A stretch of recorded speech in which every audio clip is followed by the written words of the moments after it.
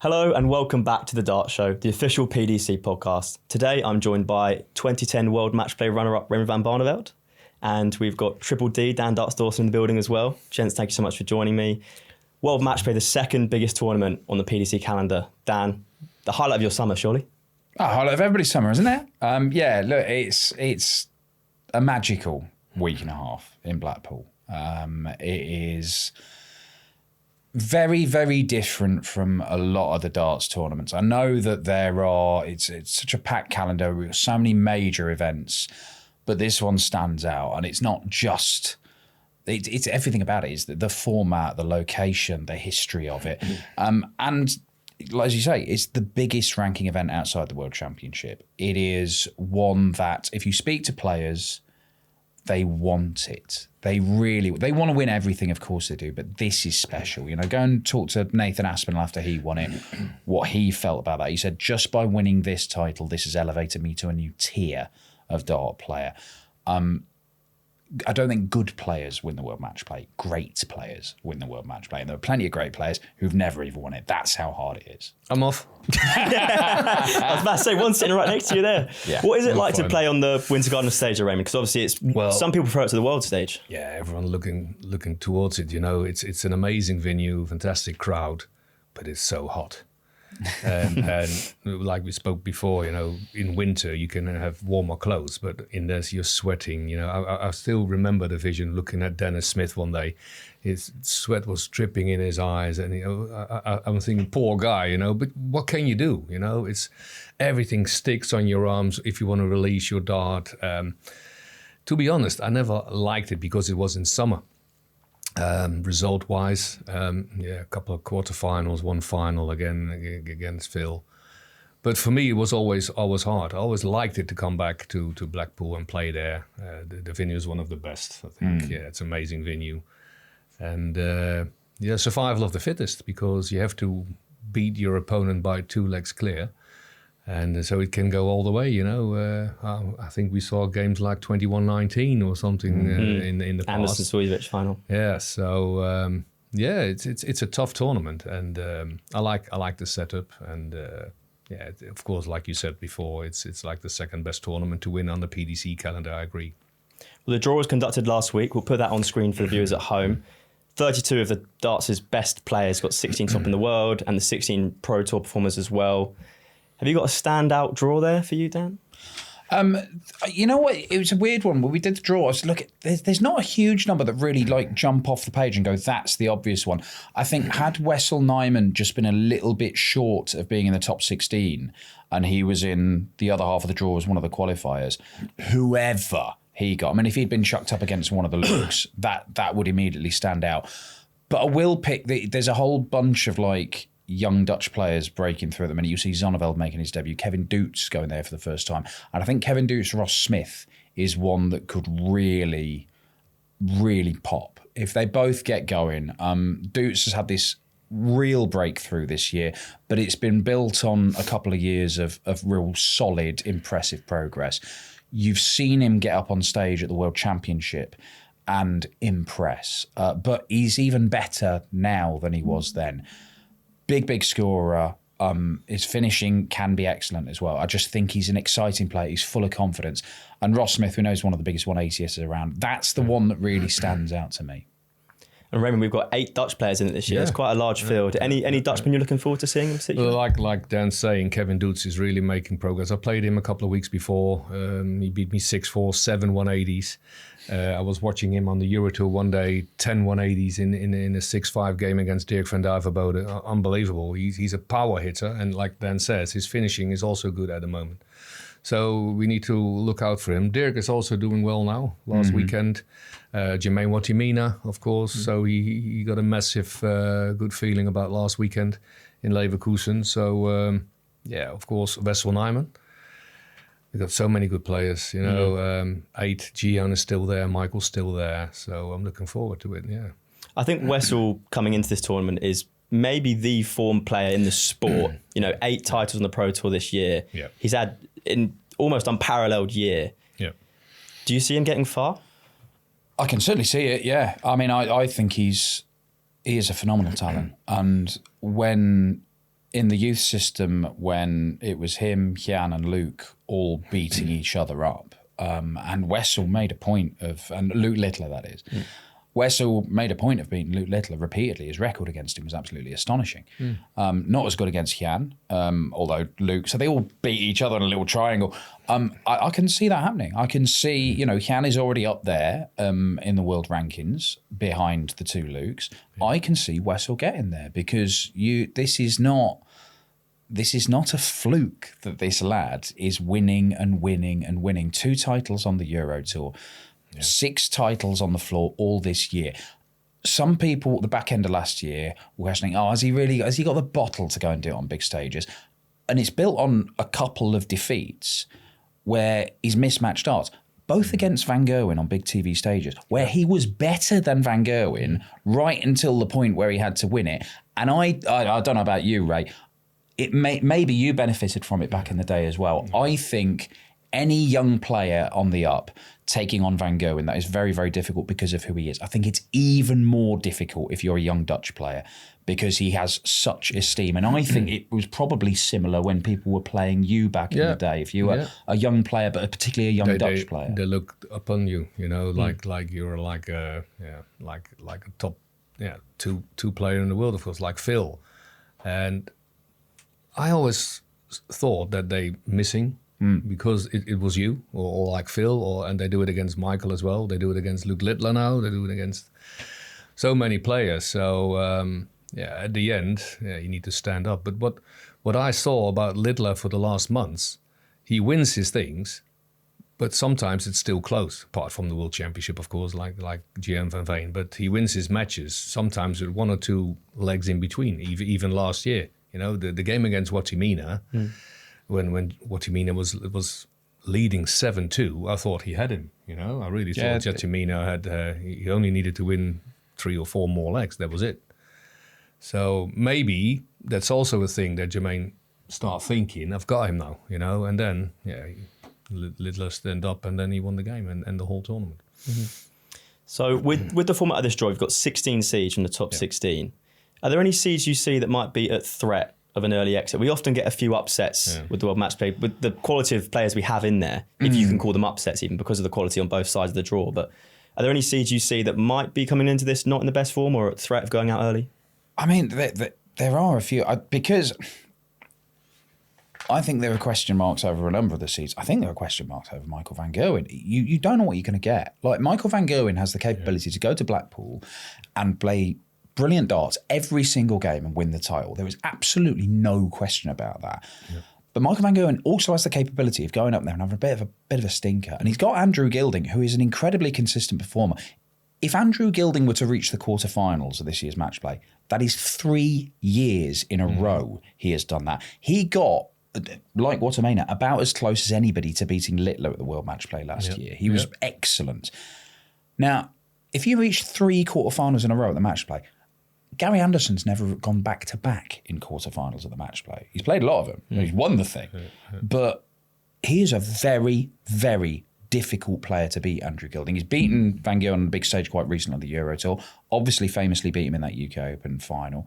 I don't know what version of Van Gerwen you get. I actually think he's played some really good stuff. He won in Copenhagen on the World Series recently. He's played some good stuff lately, but he doesn't convince you like he has so many years. He doesn't convince you that this is definitely going to be another brilliant match play from him. Look, he's nightmare. So he is. You have absolutely no clue. I think Andrew Gilding has a chance of taking Van Gerwen out, and I think that's only one of the seeded players who's looking at that. I think Luke Littler could have a problem.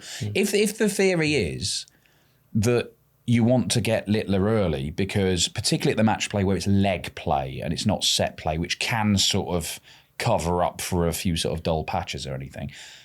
In leg play, get him early where it's a shorter format.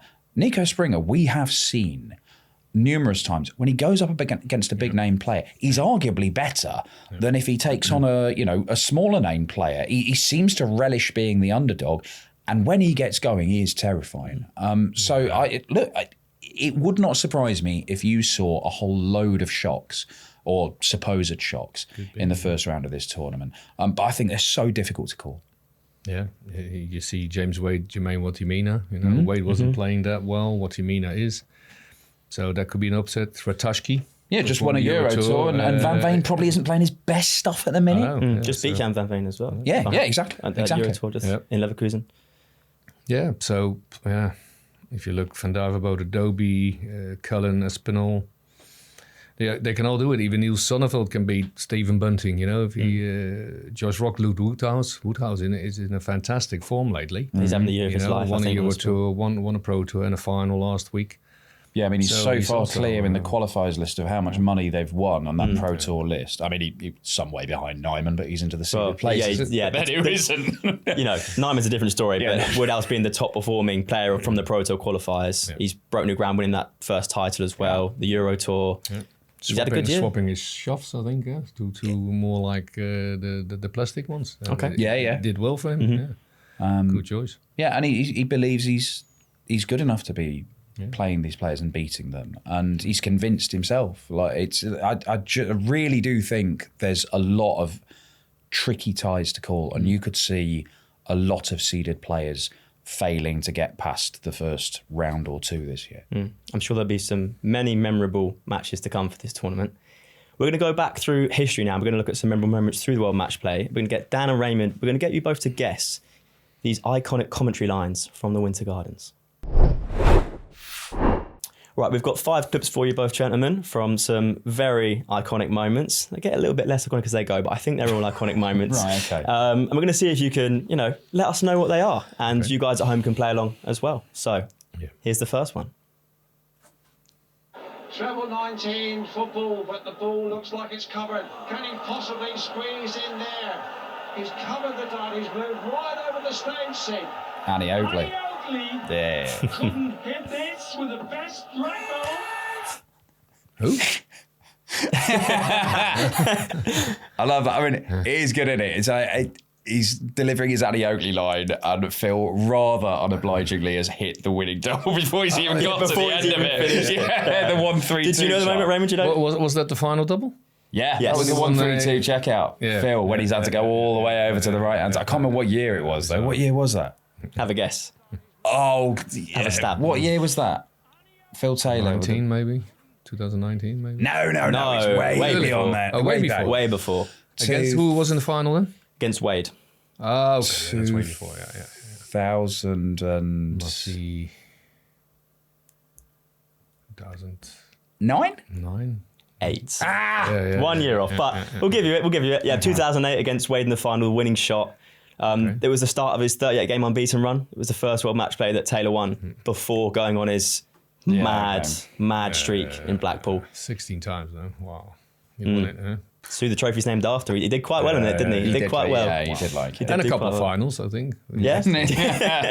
Couple of Same with the finals. Worlds. Okay, right, let's go for the next one then. Yeah, Let's go see on. the next one. Thank you. I don't know what happened. Gilding. 2 days in the hotel room, getting stiff. Yeah, all right, gilding innuendo. Yeah, but, I mean, was that last year? Yep. It was last year.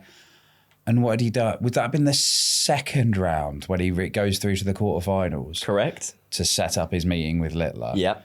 And stiff as he may have been, he provided stiff opposition for the nuke in that quarterfinal. And he lost by a couple of legs as well. Yeah, it was close. Good. Well done for getting some well done for wedging in some gilding to this. Well, we wanted to get you some gilding. Thank you. We know you're a big gilding super fan. You got the bed sheets at home and everything. Yeah, I have. Yeah. You can't predict him. Eh? He's either fantastic or not that good. You know? I was thinking when you said earlier that Gilding was like a consistent player. I was thinking I wouldn't call him consistent because there's times where he can put up 108s, 109s, and there's times where he can put up 89s. Well, that's true. However, if you go and take his last 6 performances at the World Match Play over the last 2 years, they have been good. Yeah, that's true. And he's been pretty consistent this year, to be fair. I mean, he's not one of those, when you look at the fight just to get to this tournament, and you know how even somebody like Dave Chisnell, who yes he's there, but he's only there by virtue of just sneaking in at the last moment to maintain his run of appearing at match plays. Andrew Gilding, not even close to being worried about being there, to be honest. Rob Cross had to put in a little spurt over the last 3 months just to force his way back in. That's one of the 7 champions we've got in the field. But at one point, about sort of April time maybe, looked like he might not be there. Gilding's not really had any of those worries about it because he has been regularly putting... And of course, it's not every game, but you can usually rely on him to produce a certain level over the course of the year. And when the top level turns up, like that's when he does win things, which he has done this year. Picked up a title. He has his first one. When it went all the way against Michael van Gerwen 10-0, I'm thinking now Michael has him, But at the end, he hit a 13 or 14 dart the last leg or whatever, just 1 dart at top, so 13. And Very good composure, isn't it? Never seems to be worried, So and that's what is a big quality of Andrew Gilding. Yeah. Maybe he'll be stiff opposition for Michael once again this round. You can say. Yeah. Thank you very much. Let's quickly move on to the third one. Yes! Treble 19! Is he going to do it? Double 12! It's me. Yeah. It's you? 2010. I remember it that good. I went with the national team to South Africa, came back, nearly practice. So on the opening night on a Saturday, and then I hit the 9-dart finish. Where did they come from? Because everyone said, how? Without practicing at all. But I was relieved. I was good in my head. And then I hit against Dennis Ovens, I think. Dennis Ovens, first round. Do you remember the score? Must be 10-2, 10-1. 10-1. 10-1, yeah. Dominance. Yeah, well, it was back in the years, big dominance until now. Like, if you see the seeding right now and you see the draw, years ago, you probably have 1 or 2 rounds you say you're going to win it on your name, like we spoke before, because they look up onto you. But now, it doesn't matter anymore. Top 32, you can swap it and they're still playing each other and they still have a tough draw because who you want to pick out of these draws, So how many people in the 32 field, how many do you think have a chance of winning it? More than usual. I think 20 at least out of 32. Could win the match play. Yeah. I was questioned myself in the World Championship, 128 players. How many people really think they can win the world title? How many you think? Well, I remember back sort of 2010-ish, I remember interviewing Phil Taylor and he would say there's probably about 4 or 5 who could win it. He'd name himself, he'd name Ray. It'd be like, maybe John Park because he's won it before, possibly a James A.D. Lewis. But, and there'll be other players who can have impacts and things like that. But in terms of going on and winning, I don't think there's that many. I think there's more than ever. The strength in depth, I think. And yes, I know we're talking in a world where Luke Littler has won pretty much everything and is trying to get the whole lot. But I think there are so many players who are capable. Look at Mike de Decker in the Grand Prix 2 years ago. I was came across my head as well. It can be happening. I was looking at this guy, that opening double 16 at the time, that was unbelievable. He couldn't miss it. And then you got the pressure because then you're earning points, and now 2 years later you need to defend it, and then all the pressure starts. That's different. But like Dan says and me, I still believe a lot of these players, even if they're not top 16 in the world, but on the Pro Tour mode, they can win a tournament also. No problem. Rob Cross has won it, and he's there as a qualifier. And I think Rob Cross has played some very, very good stuff in the last 3 months. And if he gets into the tournament and he gets going, people might start remembering, oh, hang on, this bloke knows how to win big titles. He's won this, he's won the Worlds, he's won 2 European Championships. And when Nathan, I said earlier on about how I think we could see a lot of seeds go. It was a bit like that when Nathan Aspinall, if I remember rightly, when Nathan Aspinall won 3 years ago, because we saw a load of seeded players going out. And I remember Nathan striding about the Winter Gardens going, there's no such thing as a shock anymore. We all beat each other. We're all as good as each other, which isn't entirely right. There are still shocks, but these shocks do happen. And it wouldn't surprise me if we have another tournament a bit like that. That's the fun of it, isn't it? Right. Let's go to the fourth one. Right. It looks so well. Are they friendly? Hey, Price. Real competitors fired up on stage. But what a contest they produce. Is that Price? Price. Gurney? Yes. Price Gurney, yes. Price Gurney last year. Yes. What was it like being on the side of the stage? We were up on the balcony because that's where our comms box is. So it was quite difficult because they get on normally, those two. They are quite spiky competitors. And it was difficult to read what was going on. I thought it was okay. I'm led to believe it wasn't that night. Look, it did it. No. And I think there were words exchanged afterwards backstage as well. But they're all friends now. And that, I mean, these things happen, Ray. I know. Yeah. I still don't know what happened there. You have to ask Phil, but We're getting into it. We're talking about it. yeah, sure. Well, what happened was I congratulate him with the victory, and I wished him all the best in the final. But it irritated me that I shook his hand and he put his head away from me, like he wouldn't look me in the. So I pulled him back. I said, "Hey, I just want," and then he started pushing me. I don't know what.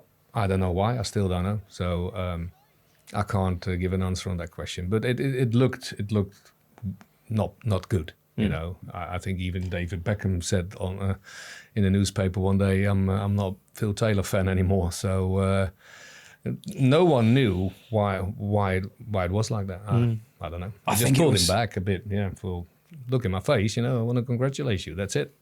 And he pushed me away. Yeah, I think it was almost the opposite with this one. If I remember rightly, Geraint Price gave a very enthusiastic handshake to Darren. There was a lot of bravado from the hands either way. I think it was like an handshake from Thanos. I would not like that. I would not want to be on the other end. An ice grip, wasn't it? Yeah.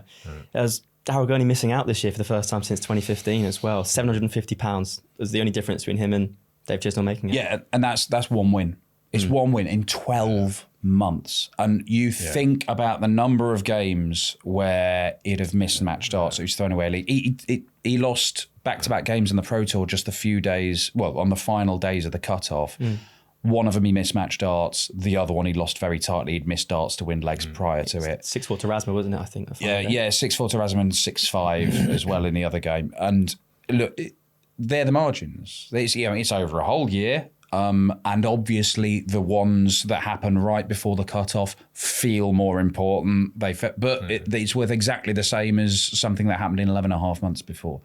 So funny part was Chisnell needed to win. You know that only match he averaged at 79. Yeah, exactly. Yeah, you can see how much pressure on that match was for him. So he just won his game with a 79 average, and he made it through the match play. Did the players feel that pressure on the final day? Obviously, you were around the Pro. Did they feel that pressure? Do you think? Can't say you don't, of course. I had a chat with Dirk last week. He said, "I'll have a look at the rankings." And then 2 minutes later, he said, "I need to be careful next year because I'm losing points." You just said to me, "You're not looking." You know, everyone looks. Everyone knows what's even. I know now. I need to defend a lot of ranking points. Match play, Grand Prix, not there. World Championship is far away from me. So everyone knows, of course. And some of us stand up and then they do quality time, they just deliver, and other ones they don't. So at the end, there are only 32 players who play there. Right, 4 out of 4 so far. Got one last one. Let's see if you can get it. Double 18, double 9, 69. A fly went by. Aye. Can you believe it? We've had everything in this match for sure now. Do you know that one? It's the Scottish Fly of Blackpool Winter Gardens. The year Gary Anderson won it, he had hit a 9-darter against Joe Cullen in like leg 3 of the quarterfinal or 4 of the quarterfinal. Brilliant game between the pair of them. Cullen gets match darts, misses double 18, misses double 9, and there was a fly that turned up just as he was throwing for the doubles. Which we assume is Scottish. What a sport. Because then Gary Anderson takes advantage, wins the game, goes on and wins the semi, and then beats Mensah in the longest and arguably greatest match play final we've ever seen. In the final, 21-19 in the final, but this game was 19-17 to Anderson. I mean, that was a long game as well. Yeah, it's amazing. It was a heck of a tournament, but that was the year Jeffrey Desvan had his run as well, was it not? This is 2018. Yeah, so I want to say yes. Yes, Semis, Jeffrey. Yeah, Semis. where he'd beaten all that succession of world champions. Michael Lewis, I think. Yes, A.D. Lewis. And Chisnell, I guess. Yeah, and then lost out to Gary, I believe. And I mean, there was all sorts going on that tour. I remember you being there when Jeffrey beat Michael, I think.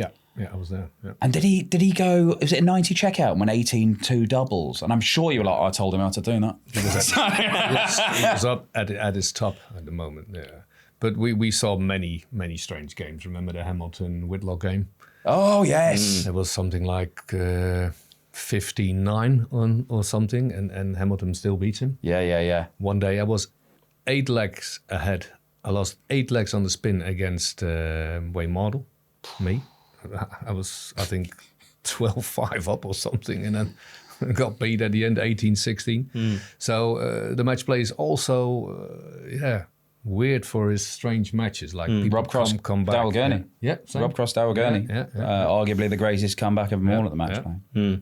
And to do that in leg play, like set play is different, isn't it? You just win the 3. You can lose some legs along the way, but you have to be mentally really strong. In sets, you can always come back, but once you go first to 10, say if you got 6-0 down, 9 out of 10 players will give up. They will think, I can win 2, 3, 4, but can I just win 10 on the spin now or whatever? So that's even quality. Like we saw Luke Littler last year, 7-2 down against Watimina, 6-1 down, 5-2 down, 5-0 down in the final against Wadey, and still managed to win. So that's fantastic mentality and comeback. Well, you've just done the perfect segue for me there because, well, first off, well done for getting 5 out of 5 there. Thank you very much. 2 commentary experts with us. I am very surprised we did that. You're here for a reason. You're here for a reason. Myself. You contributed, Would have Raymond. been strange if I would have known that. Anyway, we've now got an exclusive interview with Luke Littler to play for you guys, and we'll speak about his upcoming campaign for the World Matchplay. Luke, World Matchplay is fast approaching. Summer, how are you feeling going into it? Yeah, feeling good. Obviously last year proved all the wrongs into rights. Obviously on my debut back in 2024 wasn't easy, wasn't nice. But obviously losing to Michael on debut, like I said, wasn't nice. But last year came back and picked up the trophy, so hopefully I can win it again and go back to back. Yeah, it was obviously tough. Obviously a new atmosphere for myself. Obviously a new stage to get used to. Obviously the condition of how hot it is. But yeah, obviously I think I played still a good game against Michael, but again, that was when Michael was really at his best. I don't know about all these clubs, but obviously now you tell me, I'd obviously love to put myself into this category of going back to back here at the match play. So yeah, hopefully I can do it. Yeah, I mean, I think most players probably beat him before they've even got on stage, which shouldn't be the case because it's darts. Anything can happen. If it's not my day, it's not my day. If it's not my opponent's day, then it's not their day either. But yeah, for myself, it's just that never give up mentality.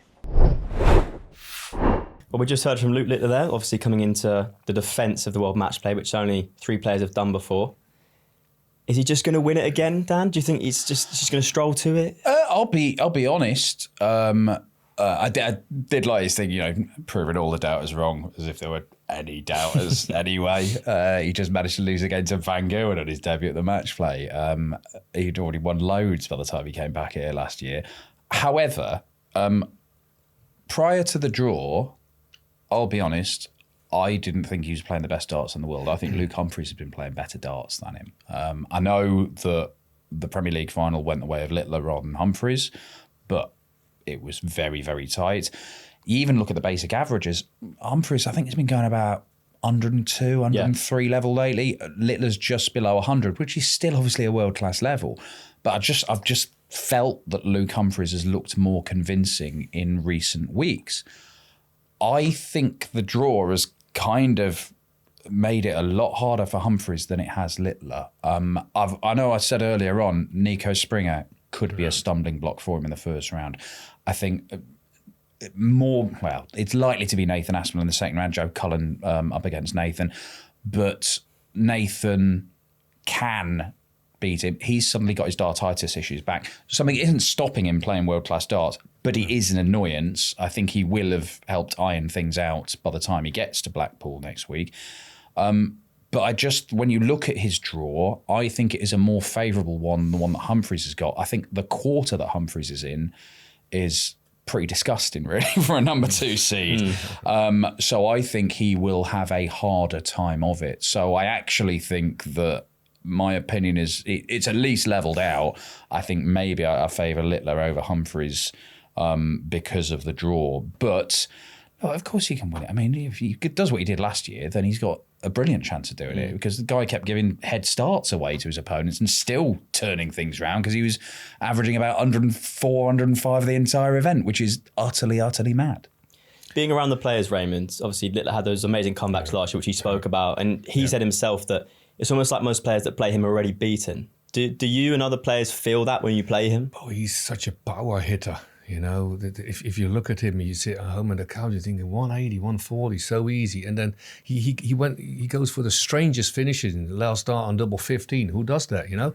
And he keeps on hitting it. So it's frustrating for an opponent, thinking, wow. And if you look at it, in. And, you know, I was telling people, you know, if you're playing against the darts, against a guy like Littler, you have to hit 12 darters or less, because he's always out in 15. At the other end, we spoke about to retain his title again. I'm not so sure, because rhythm is also a thing, and he's skipping a lot. You know, I don't think he played one Pro Tour so far. Not on the floor. Not on the floor, no. On the floor. Euro Tours, he's skipping all the time. So, and that's really important. He still is winning anything. That's maybe because of the Premier League. But once the Premier League stopped in half May, we didn't see him. You know, so we don't know what his form's like at the moment. I'm very curious. Springer, you don't see him that often as well, but I'm looking forward to that match, because I'm really curious how that match goes on. But skipping things, you need to be there once in a while. And I know it's just a fairy tale. The German doesn't like him. If you wave to them 5 times again and he tells, I love you guys and whatever, they will love him. It's not a thing. I don't believe that. So he needs to show his face more to get in his rhythm, and then he's unstoppable.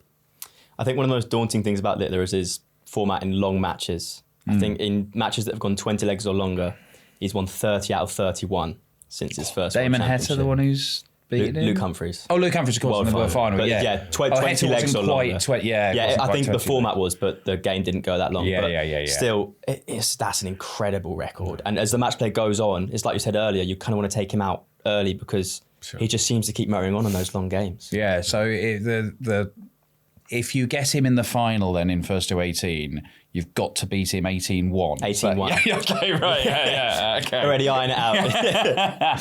Yeah, true. But I think, look, he showed last year, which was a brilliant World Matchplay campaign. But he did start games slowly.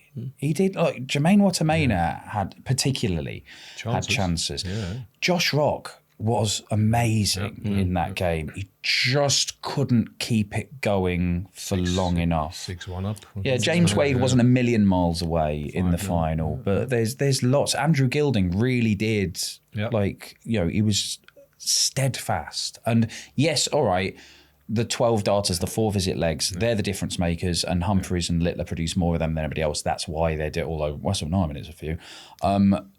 They produce more than anybody else, and that's what turns games. But if you can keep on holding in 15 darts, 5 visits, make him hit 12 darters, anybody can miss a few darts at double.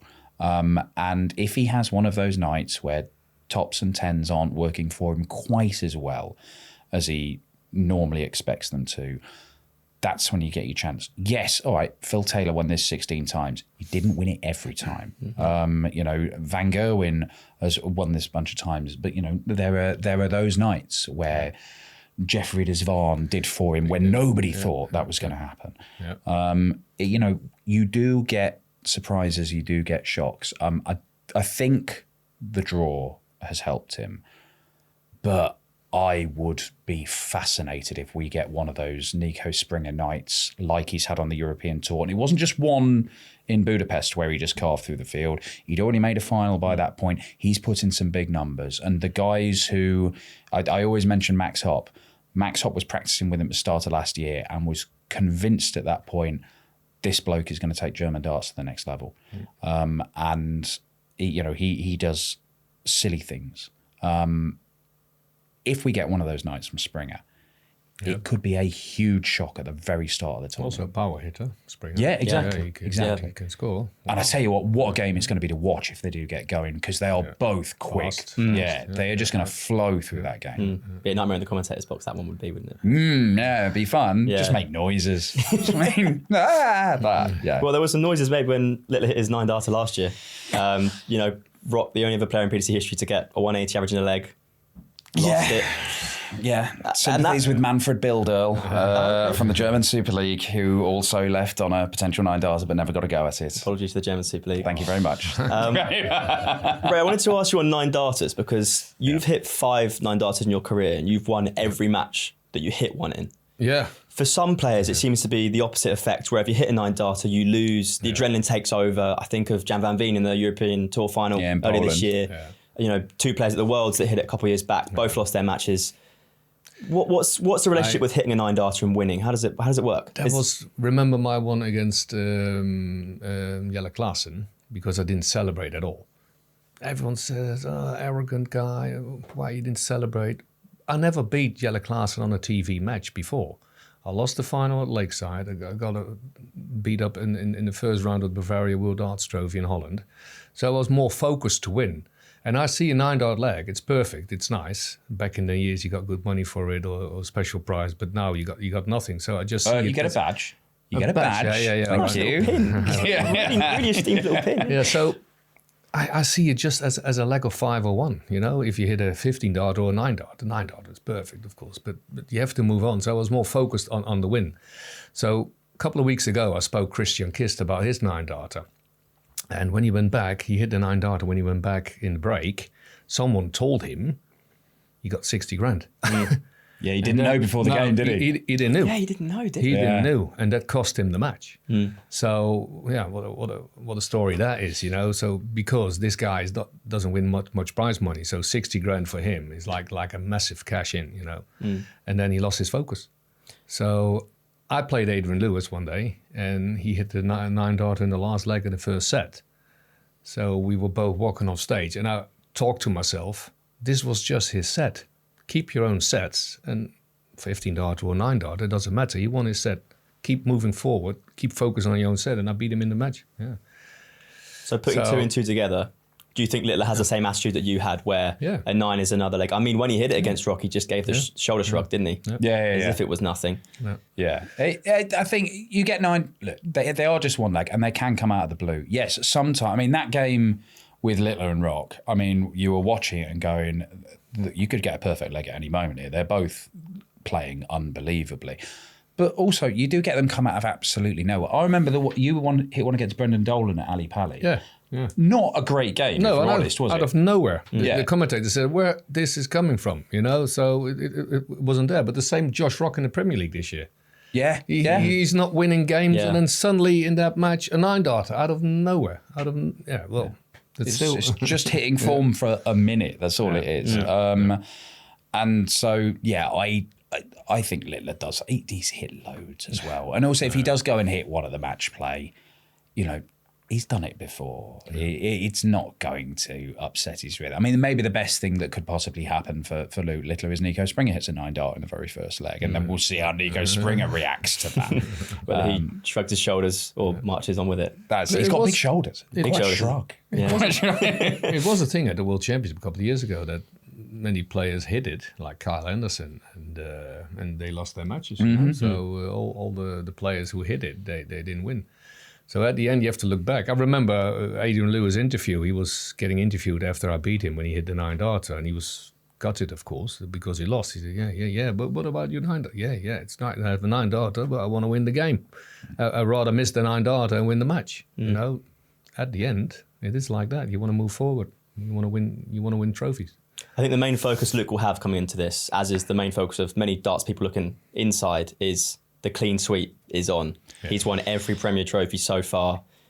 Still more to come. Plenty more to come, of course. Yeah, but the World Matchplay is one of the big ones. Yeah. And if he ticks this off, he says he has his eyes on all of them. Well, to be honest, what he does over that 9 days in Blackpool is going to have a big impact on what darts at the top level looks like over the next few months, because there's a real chance if he does get beaten at some point in Blackpool and doesn't retain the title, and he goes, well, the clean sweep's off, so now I don't have to do that. That's not on the agenda.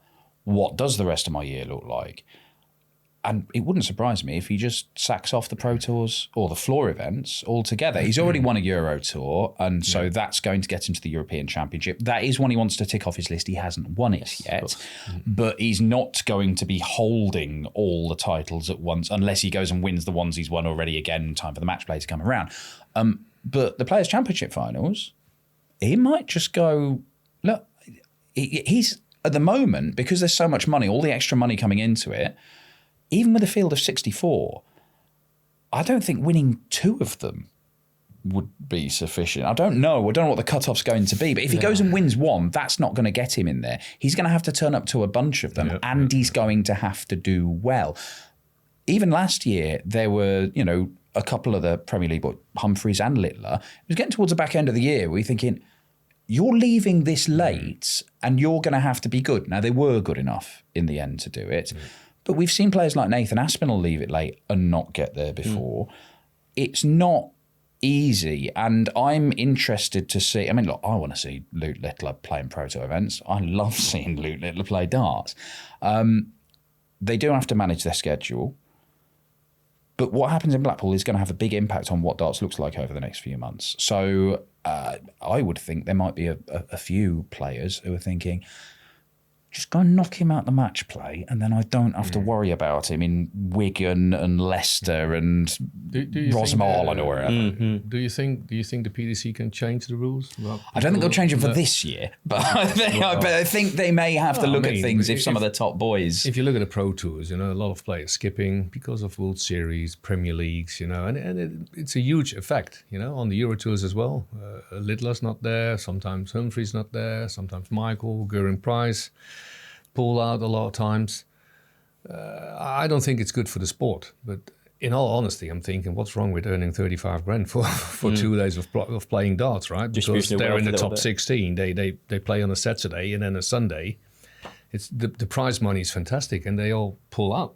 Well, I don't know. I mean, I'd go the other way as a counterpoint. I actually think some of the most interesting European Tour events we've had this year are when some of the top boys pull out, and you are seeing players take their opportunities to go and have potentially year-changing, career-changing or life-changing weekends. And yes, we all love seeing Humphreys and Littler play. Do you need to see them play every single week, 3 days, 4 days a week? I don't think you do. It's a bit much. Look at, I'm not a tennisman, but, you will see all the big name players playing in the major tournaments, but they're not turning up to all of the smaller ones. You can't turn your telly on and see Novak Djokovic playing 3-4 days a week. So that's the way it's going to go. And I think that's perfectly fine. You need the space and you need the opportunities for the next players to work their way up the rankings to be the next odds. If Wessel Nijman is going to be in the top 3 or the 4 in the world, Jan van Veen himself was one of the guys who was doing that. Now he's in the Premier League and has changed his schedule a little bit because he needs to. I think it's perfectly fine. There is always going to be that thing where, okay, you've worked your way up to the top of the rankings. You then have to do enough to protect your spot there. You can't just rely on carrying on doing what you were doing before. Take it for granted you're going to be in a world final or a major champion or whatever. Because 2 years down the line, if you haven't protected that money, then you do suddenly find yourself ranked 23 in the world and not a seed for the Euro Tours and everything. So you do have to be mindful of it. But I actually think, as we said earlier, the strength of this game nowadays is in the depth, the quality of the depth, and how many potential champions there are as you go further and further down the rankings. So let them take some of the strain, in my opinion. You still see massive crowds on the European Tour events. irrespective of whether the two Lukes are there or if Price is there or whoever. And I think it's actually quite a good thing. There you go. That's my take on it. What a lovely take, Dan. Thank you so much. Right, let's move on to some predictions and we'll have a look at who you both have picked for your fantasy teams. The PDC have launched a fantasy game, new and improved fantasy game for the World Matchplay. If you visit PDC/games, you can play along. And we've got Raymond and Dan to pick out their teams for the World Matchplay. The team is 6. You've both gone for what you believe are the best choices from the categories. How is it improved? You said it's new and improved. How is it improved? Because our prize is up for grabs. Right, okay. We've got signed darts available. Okay, that's and we'll good. have many other great stuff. No, that does as well sound improved. That's going good. forward. Okay. So, first category, we've got the 2 Lukes. Yeah. So you've got a choice of Luke Littler, Luke Humphreys. Raymond, you've gone for Humphreys. Luke Humphreys. Don't Why? know why, because they play each other so often and Littler's winning them, but it was so close. And I think the last time in Vegas, Humphreys beat him. So, In New York. New York. So I thought, my money goes to Humphreys. I don't know why, but yeah, I had a feeling. Good reasoning. I've had to get up to remember what. So I've got the PDC app on to remember what my PDC team. app? Yeah, the PDC app. It's app. available. Right. I've gone. I would have gone Humphreys because I think he's playing better than Littler at the minute. I prefer Littler's draw. And so even though I am praying that Nico Springer puts it up to him and we get an all-time of a first round match, I'm still going to go Littler. You get points for 180s as well. I mean, the bloke hit a record number of 180s at last year's match play. If he goes deep, he'll hit loads again. That's what he does. But that's the reason I've gone Littler over Humphreys. So one of each Luke, both of you. Nice start. Yeah, it's all about showing up, like I said before, like skipping tournaments. I don't think that's good. But no, he's an amazing player, Littler, so he can do it. But I think form is important. And I think Humphreys is showing his face more often than Luke Littler. Interesting. So for favourites, you get 2 picks from these. You pick some form players in this, Dan? Yeah, I have. I am fully on board the Wessel Nyman bus. WrestleMania. Yeah, WrestleMania. He's picking he's picking up more titles than anybody else, and I don't buy into. I've never bought into this idea that you can't do it on a big stage. All right, he's had some disappointments. Fine. He's won 2 big stage titles this year, playing some brilliant stuff. So Wessel Nyman is an absolute no-brainer for me. The other one I've gone for one of the Welsh contingents, Johnny Clayton. The Ferret. The Ferret. Yeah. He's gone deep in this tournament before. I think he's playing a very good level of darts. Another great Premier League. He has been playing a lot of darts. You've seen him on the Euro tours. May not have the weight of titles that he might have wanted from that, but I still think he's playing to a good level. So Nyman and Clayton for me. And Raymond, you've got one of the same and one different. Wessel same. You can't go around him, Pro Tours and 2 Euro Tours. He's playing fantastic. The other one, Gurin Price. I still believe Gurin can do this because if I ever watch him, his first dart over 20, 9 out of 10 times it's in. And he can produce, he can win, but also skipping a lot of tournaments. So maybe that affects him. I don't know. Yeah, but I still believe he can go far and lift a trophy. Why not? Yeah. Okay. We've got 2 contenders now from the next category. I need to know who again. We'll do that. Dan, if you want to kick us off for your contenders? Yeah, I've gone for a mix here. I think it's a really interesting selection of players that you've got. I've gone for 1 debutant and 1 guy who's won it before. So the guy who's won it before, Rob Cross. Yes, it looked like he might miss out on the World Matchplay a few months ago. What he has done since has been very impressive. And there's no guarantee. He has been a bit up and down in terms of his performances. But I think if Rob Cross can get into the tournament, he is such a difficult player to beat. And I think he might remind people of his class if he does get into the really long format games. The other one, I'm denied about it, but I just think Kevin Doots is a really exciting player. Ross Smith is in this category as well, and I was going to pick one of them. I don't know who wins that opening. It's my favourite looking first round tie, Doots and Smith. I had to pick one of them. pick Ross Smith, pick Kevin Dukes, change my mind, then changed it again. So I'm going with Hawkeye. Might change again before the deadline. Then. Might change again before the deadline because you have that option on the PDC app. I think Kevin Dukes is the one for me. Okay. And Raymond, you've gone for Luke Woodhouse and Danny Noppert. Danny is so consistent. He didn't get the wild card for the Premier League last year, which in my opinion he should have.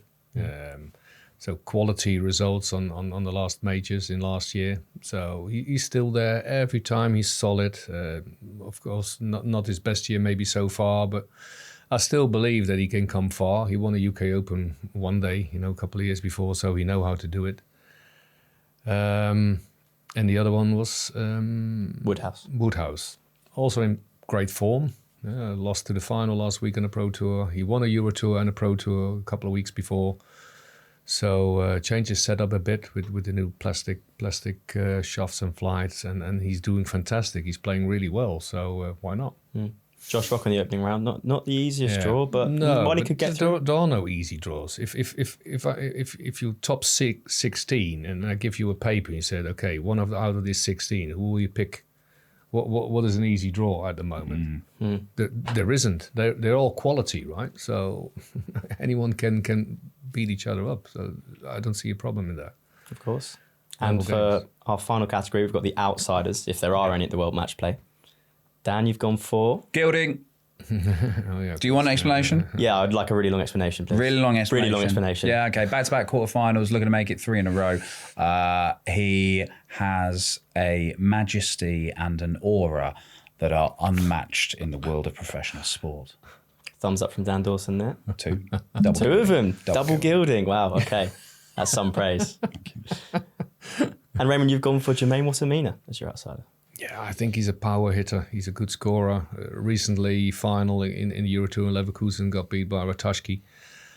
So why not? If he believes in himself, he can go all the way. He showed in the European Championship a couple of years ago that he was in the final.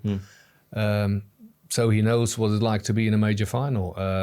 First things first, he played James Wade, who's also like it looks like his tournament, the match play. It's his 21st appearance. Yeah, I know, but so many great results Wadey had. But the form I saw last weekend wasn't that great. But maybe he can, do different in the match play. But my money's on Watamina than that game. Yeah. Interesting. It's a very well-rounded teams. We'll see who comes out on top and can win. See if any of you can win those signed darts.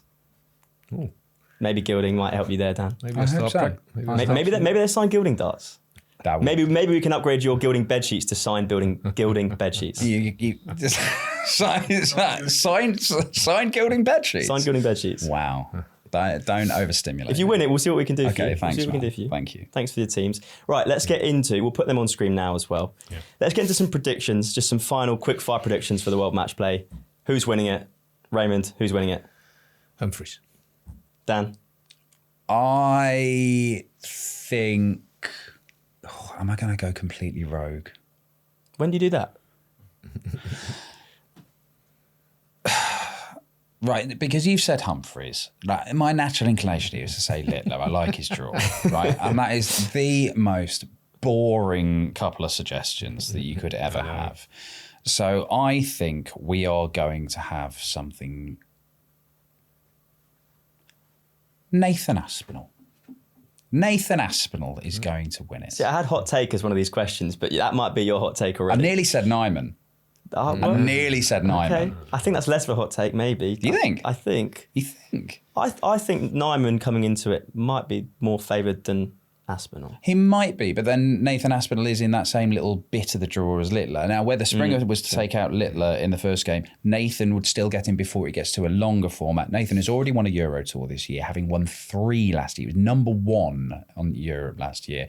His scoring is absolutely brilliant, even with Nathan as well. So obviously he's done a lot of work to iron out this startitis issue. It has come back very recently. Still didn't stop him averaging 107 in his opening game at the weekend, and then still averaged 97 in the next game after that.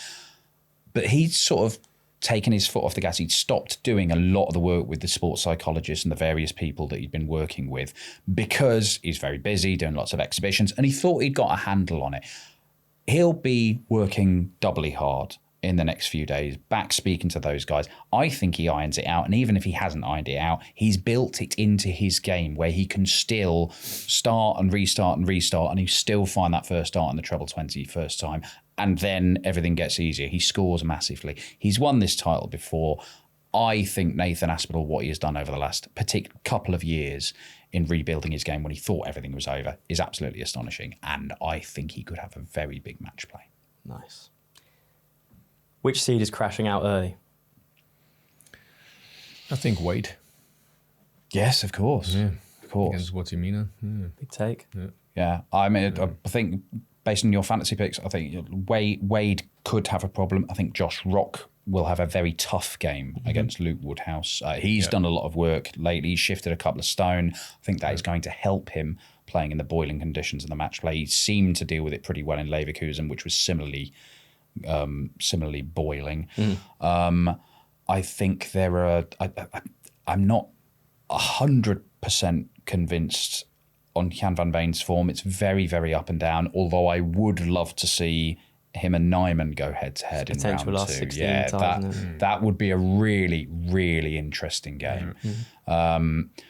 But I do think we could see a number of seeds fall. I do think we could see, by the time we get to the quarterfinals, it would not surprise me if we have lost a significant chunk of even top seeds. You know, I think Luke Humphries has got a tricky opener against Cameron Menzies, particularly. I know, again, Menzies is a mercurial talent, but he is a talent. He is a real talent. Won a Pro Tour last week. Yeah, Exactly. 23, Out of nowhere. But yeah, I would not surprise me if we saw half a dozen seeds fall in the first round, and then you're bound to lose more in the next round. But I think we'll see some unseeded players doing some damage at this tournament. I tell you this, I'm in this game for 42 years. I never ever played a tournament that all the quarterfinalists, the top 8 in the world, reached the quarterfinals. I was never ever in a tournament like that. So you always have surprises. Also this tournament. That's why we love it, isn't it? Yeah. Can we get a hot take from Bro for you for the last prediction? Just something that wild that's going to happen, that will happen. That will happen. That will happen. That will happen. A hot take that will happen. I believe that you are going to see somebody average 110 in the opening round, and that person will be Kevin Doots. Kevin Doots 110. Yes. I like That it. high enough for you? I think that's high. 111? 7-9 darters for Andrew Gilding. What Okay. do you want? What more do you want? In the same game. Yeah, consecutive. Blows Michael Van Gowen's close to 2-9 darters. Yeah, out nearly of the water. 2. 7 of them in a row.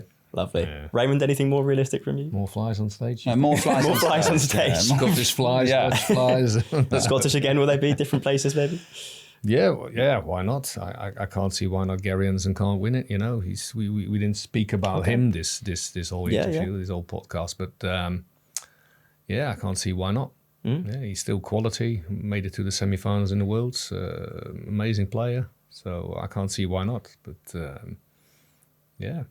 it's all about the form. It's like stamina. You know, he's getting older as well. You know, so the younger guys are coming up. They're they're fit, you know, they can last longer than older guys. It's a fact. Fascinating. Right.